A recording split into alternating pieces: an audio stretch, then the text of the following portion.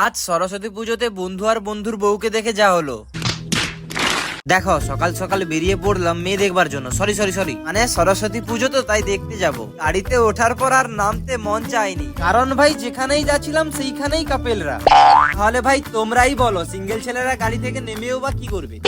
Last পর্যন্ত বাড়ির কাছাকাছি একটা কলেজে চলে আসি। এখানেও এসে এত কাপেলদের দেখছি, নিজেকে চোচ্চোর মনে হচ্ছে। এই কারণেই ভাবছিলাম আমি কাউ বেরোবো না। বন্ধুরা সবাই মিলে ঘুরতে বেরিয়েছে বলে আমিও বন্ধুদের সঙ্গে ঘুরতে বেরিয়েছি।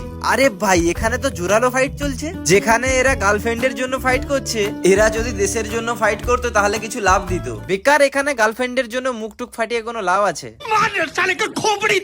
যাই হোক, রাত্রিবেলা চলে আসি স্কুলে সরস্বতী পুজো দেখতে, কিন্তু এখানেও এসে বন্ধু আর বন্ধুর বউকে দেখতে পেলাম। আরে ভাই আমরা কি করছি? এবার স্কুলের ভিতরে এসে সরস্বতী মায়ের পাশে কিছু চাইলাম। তো ভাই লোক তোমরা কি করছোটা কি? ভাইটাকে আগানোর জন্য সাবস্ক্রাইব করে ফেলো।